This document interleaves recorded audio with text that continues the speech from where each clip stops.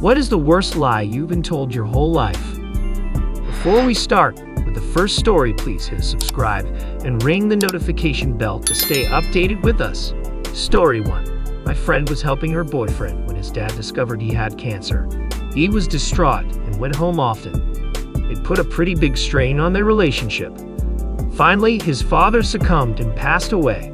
He broke up with her shortly after. 5 days later, she got a call from EISDEDFATHER asking if everything was okay between the two of them. The father never even had cancer. He made the whole thing up. Story 2. I grew up in an Italian family.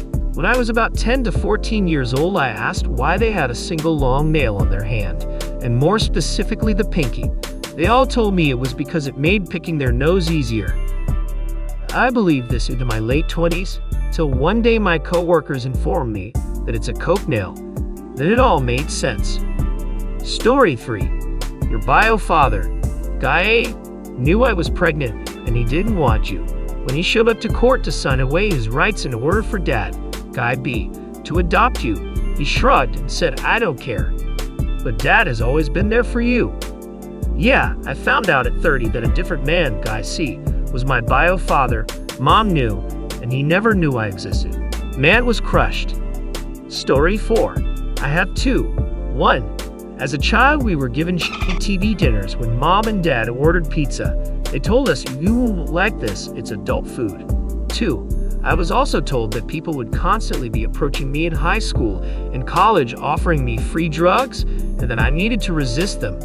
I'm not sure which of the two was worse. Story 5. There's nothing to worry about. You're being paranoid.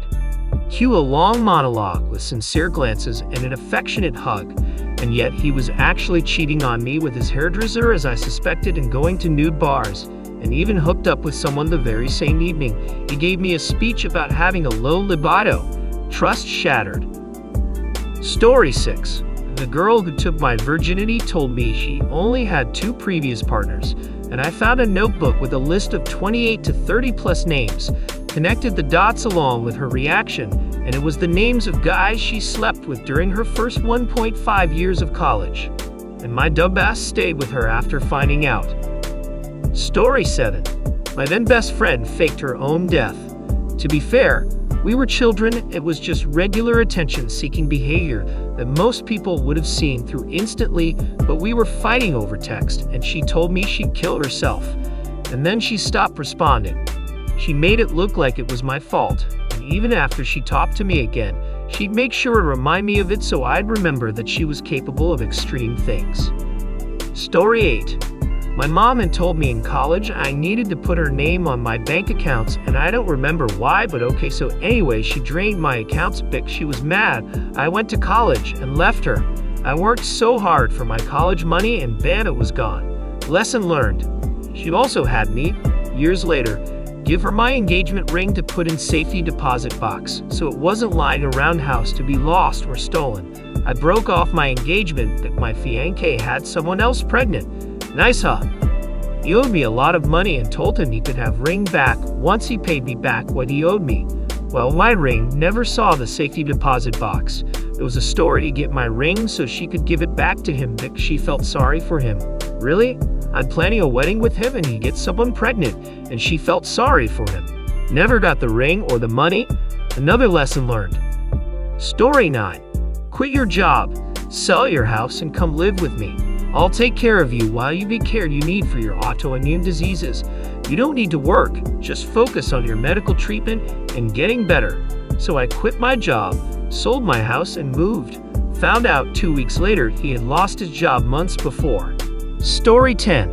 Definitely by my ex-husband that he had a deceased son, who actually did not exist. I've spoken about this on Reddit before. He was very abusive, and he would use this to get out of scenarios where I challenged him on his behavior. He would say he didn't mean to yell / attack me / abuse me / drink a slab of beer one day / insert terrible behavior here, but it was always the anniversary of his death, or of his birth, or of his first word, or anything he could think of. The lie ran so deep he had a full name for him, a tattoo for him, date of birth and death, his favorite toys, everything. You may wonder how someone could pull off such a scam, and how stupid could I be, but the level he went to make it seem true was extreme. Hell, we even traveled 9 hours each way in the car to visit his grave. But when we got there, he said he couldn't bear to see it, and we never even went to the cemetery. When I found out the child literally never existed, I left a few days later. I needed time to plan my escape. Story 11. I mean, not really the worst one, but definitely one of the most noteworthy, that what I did in high school would matter. Don't get me wrong, I took my studies seriously, but not one of my jobs or career paths I'd taken had anything to do with what I did in high school. Literally, not one of my employers could care less.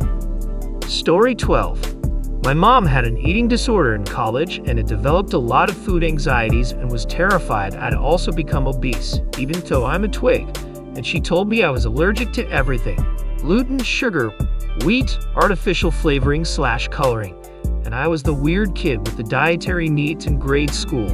Then in middle school, my food allergies all magically disappeared, but I was really happy I could eat candy again. I found out not too long ago I never had any food allergies, and my mom just wanted to keep me away from any food that could potentially lead to weight gain. I felt hurt and deceived, but most of all that I was the weird kid with the dietary needs in grade school for no reason. Story 13. Do what you love and you'll never work a day in your life. Find a career at the intersection of 1. I don't hate doing this. 2. I am skilled in this area and can continue to grow. 3. There is demand for this skill and it pays decently. Doing what you love and turning it into a job is the fastest way to hate what you love. Instead, find things that will provide a living for you that you somewhat enjoy, and then just keep running with it. And it's okay if you don't know what that is at 17 years old. Spend 18 to 26 figuring out what that path is and then go after it like crazy. Story 14. When I was a teen, I was checked into a mental hospital for a suicide attempt. I was only there for 2 weeks before they discharged me on a load of medication and with weekly visits from home therapists for teens, as well as a weekly visit from a therapist during school for an hour. After a few months, I was feeling great and better. I had started showering every day and taking care of myself. My stepmom decided it was all bullshit and stopped the visits. My school therapist begged to see me in private, even for free, because she said she was seeing so much progress from me. I denied out of fear of retaliation from my stepmom. She stopped buying me my medication and I spiraled into a bad place again. When I asked why, she told me the therapist at the mental hospital said there is nothing wrong with you and you are just lazy. They proceeded to convince me the home visits were just because I was stupid and extreme.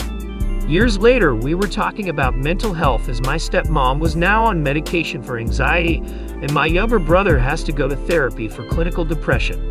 I pointed out that my family doctor sent me to a therapist out of concern, where I was formally diagnosed with anxiety and depression after having an anxiety attack in his office. It was there where she finally admitted that I was diagnosed with BPD, clinical depression, and social anxiety as a teenager. When I asked why, she said I wasn't all those years ago. She denied that and fully lied in front of my dad and sister that I had just stopped wanting help and threw a fit and told everyone to leave me alone. All of those years, all of that progress I could have made towards being better lost because of her. And yes, my dad later admitted to me in private that he believed me and she has a narcissist diagnosis as well, but he is afraid of being alone and couldn't leave her. Eek, if that made it better or worse, but I've learned to never trust them with serious information. Story 15. Me and my best mate, changing mate's name to Bob. We used to rent games together at a game place when we were teens.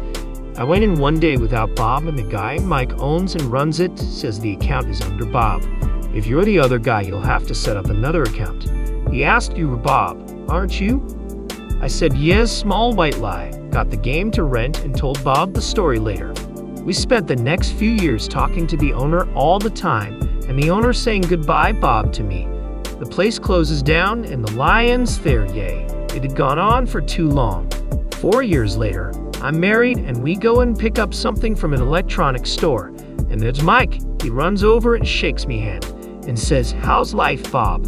He tells one of his employees that I kept his store alive with all the games me and my mate bought and rented.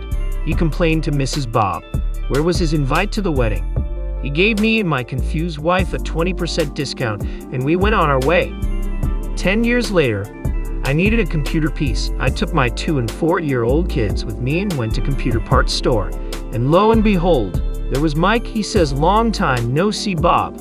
My kids are confused but are shy, so they are quiet. Mike gives me a free upgrade on the hard drive I was buying. As we are leaving, I'm holding my 2-year-old, and she exclaims quite loudly, "His name is not Bob." I freeze and feel sick. Time slows down. Then she says, "His name is Dad." Mike and his work friend laughed, and I made my exit. "Sorry, Mike, my name isn't Bob." Alright folks, that's a wrap. If you like more of this, please hit a thumbs up and subscribe to the channel. You can also share your thoughts in the comment below. I'll see you in the next video.